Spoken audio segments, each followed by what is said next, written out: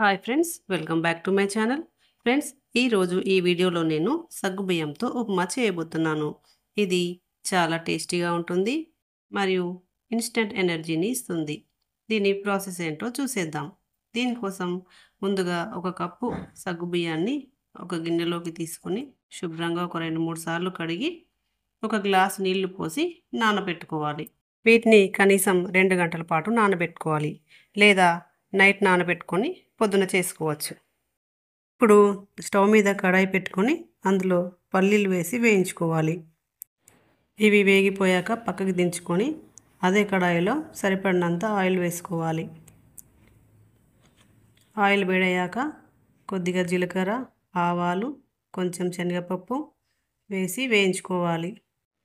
తర్వాత పచ్చిమిర్చి ముక్కలు వేసుకోవాలి.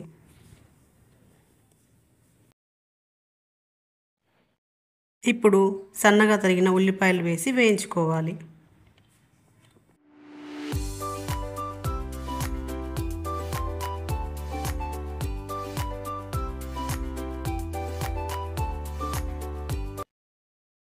ఇప్పుడు ఒక కప్పు క్యారెట్ తురుముని వేసుకోవాలి.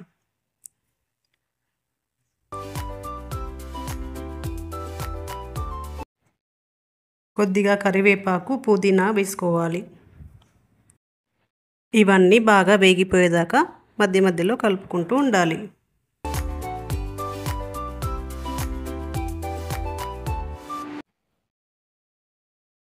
తరువాత మనం ముందుగా నానబెట్టుకున్న సగ్గుబియ్యాన్ని వేసుకోవాలి. వీటిలో వాటర్ అనేది లేకుండా చూసుకోవాలి. చూడండి, ఇలా పొడి పొడిగా ఉండాలి. ఇప్పుడు వీటిని 1-2 సార్లు కలుపుకోవాలి.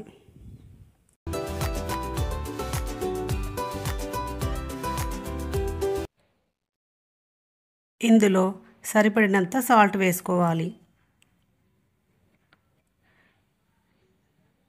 దీంట్లో మనం క్యారెట్కి బదులుగా బంగాళాదుంపలనైనా కూడా వేసుకోవచ్చు.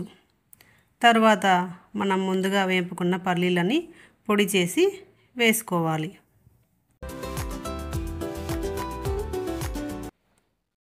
తరువాత కొద్దిగా మిరియాల పొడి వేసుకోవాలి.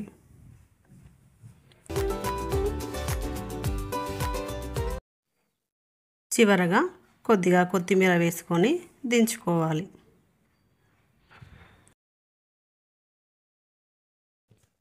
అంతేనండి, సగ్గుబియ్యం ఉప్మా రెడీ అయిపోయింది. చాలా సింపుల్గా చేసుకునే రెసిపీ ఇది. ఇది ఆరోగ్యానికి కూడా చాలా మంచిది. దీన్ని మీరు కూడా ట్రై చేయండి. ఎలా ఉందో నాకు కామెంట్ చేయండి. నా ఛానల్ని సబ్స్క్రైబ్ చేసుకోండి.